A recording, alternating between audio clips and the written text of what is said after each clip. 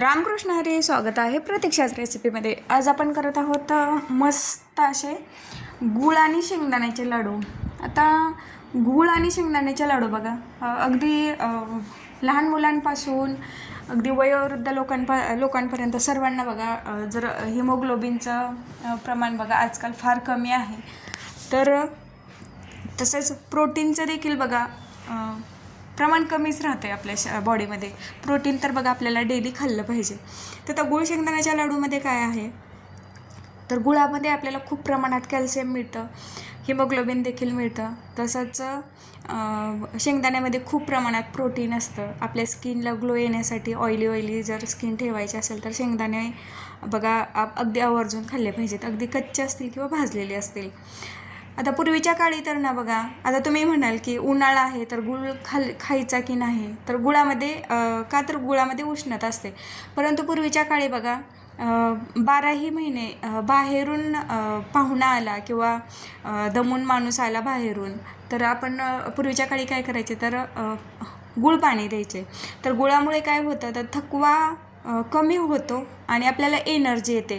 गुळाचे असे अनेक फायदे आहेत. त्याच्यामुळे ना उन्हाळा असो किंवा थंडीचे दिवस असो, कुठल्याही ऋतूमध्ये ना आपण गूळ शेंगदाणे किंवा गुळाचा कुठला म्हणजे बघा, जेवणानंतर जर डॉक्टर सांगतात की जेवणानंतर गुळाचा एखादा खडा खाल्ला तर ॲसिडिटीचं प्रमाण कमी होतं. म्हणजे असे बरेचसेच गुळाचे फायदे आहेत. आता आपण दोन्ही बघा, बऱ्याचदा काय होतं, गूळ शेंगदाणे देखील लोक खातात, परंतु असं आताच्या म्हणजे जनरेशनमध्ये प्रत्येकाचं शेड्यूल अगदी बिझी आहे. तर अशा वेळेला आपण एखादा लाडू असा बनवून ठेवला तर तो पटकन अगदी जाता येता खाऊ शकतो किंवा डब्यामध्ये देखील इझी नेऊ शकतो. आता मी इथं काय केलेलं आहे, गूळ शेंगदाण्याचे लाडू बनवण्यासाठी व्यवस्थित असे शेंगदाणे भाजून घ्यायचे. अगदी खमंग लाडू बनवायचे असतील ना, तर मंद आचेवर मस्त असे शेंगदाणे भाजून घ्यायचे आणि शेंगदाणे भाजल्यानंतर त्याच कढई थंड होईपर्यंत ठेवायचे. त्यामुळं काय होतं, तर मस्त असे क्रंची शेंगदाणे होतात. ते थंड झाल्यानंतर बघा, इथे मी तुम्हाला दाखवलेलं आहे, मिक्सरच्या जारमध्ये व्यवस्थित असे बारीक करून घ्यायचे.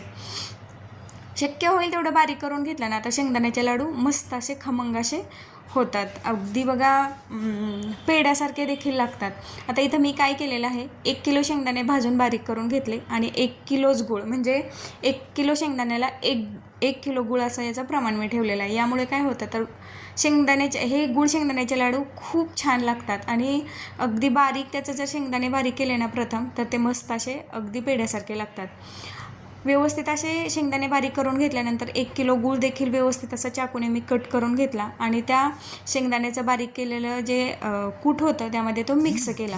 ते व्यवस्थित असं मिक्स करून घेतल्यानंतर मिक्सरच्या जारमध्ये नंतर अजून एकदा ते टाकून घेतलं आणि ते व्यवस्थित असं शक्य होईल तेवढं बारीक करून घ्यायचं. इथे तुम्हाला दाखवते बघा, अगदी व्यवस्थित मी बारीक झालेलं आहे.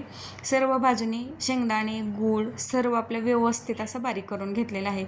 इथे बघा, सेम प्रमाणात घेतल्यामुळं काय होतं, तर त्याची चव देखील मस्त अशी लागते आणि लाडू वळण्यासाठी देखील बघा जास्त असं कष्ट लागत नाही. इथे तुम्हाला दिसते मी एकच जार बारीक करून घेतला तर मस्त असं त्याचे लाडू पटकन आपल्याला बनवायला येत आहेत.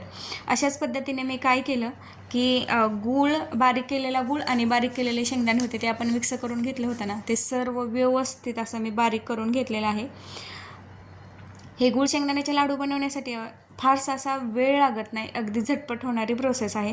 सर्व आपलं मिश्रण जे होतं ते व्यवस्थित मी असं बारीक करून घेतलं. इथं तुम्हाला दिसत आहे की शक्य होईल तेवढं बारीक करून घ्यायचं आहे. आता ते बारीक केल्यानंतर ना अजून एकदा मिक्स करून घ्यायचं. का तर बघा, मिक्सरच्या जारमध्ये गूळ आणि शेंगदाणे घेत असताना, अशा बारीक केलेले शेंगदाणे आणि कट केलेला गूळ घेत असताना काही जारमध्ये कमी प्रमाणात गूळ येतो, काही जारमध्ये जास्त प्रमाणात गूळ येतो. ते व्यवस्थित असं समप्रमाणात प्रत्येक लाडूमध्ये व्यवस्थित असं गूळ शेंगदाण्याचं प्रमाण योग्य व्हावं म्हणून ते अजून एकदा मिक्स करून घ्यायचं आणि नंतर त्याचे व्यवस्थित असे लाडू बांधून घ्यायचे.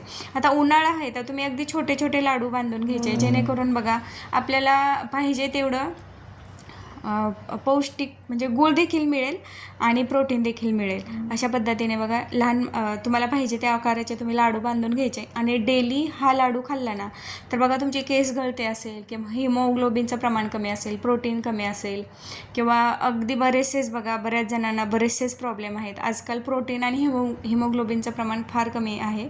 त्यामुळे हे आवर्जून डेली तुम्ही 1 लाडू खाल्ला पाहिजे. यामुळे काय होतं, खूप आपल्या शरीराला एनर्जी मिळते आणि बाकी जे तुमचे काही प्रॉब्लेम असतील ना ते देखील सॉल्व्ह होतात. मस्त असे आपले लाडू, अगदी 1 किलोचे लाडू अर्ध्या तासात मस्त असे तयार होतात. आता ही रेसिपी आपली पूर्ण झालेली आहे. इथे तुम्हाला दिसतंय बघा, व्यवस्थित असे अगदी छोटे छोटे मी बांधलेले आहेत लाडू. 1 किलो गूळ आणि 1 किलो शेंगदाणे याचे बघा आरामात 40 लाडू होतात. म्हणजे 1 महिना आपल्याला टेन्शन नाही, एकदा जर हे लाडू बांधलं तर. अगदी शेंगदाणे घ्या किंवा गूळ घ्यायचं काही टेन्शन नाही. मस्त असे लाडू तयार झालेले आहेत. तुम्हाला ही रेसिपी कशी वाटली ती मला नक्की कमेंटमध्ये सांगा. आणि तुम्ही जर नवीन असाल तर लाईक, शेअर आणि सबस्क्राईब करायला विसरू नका. व्हिडिओ पाहिल्याबद्दल खूप खूप धन्यवाद. बाय.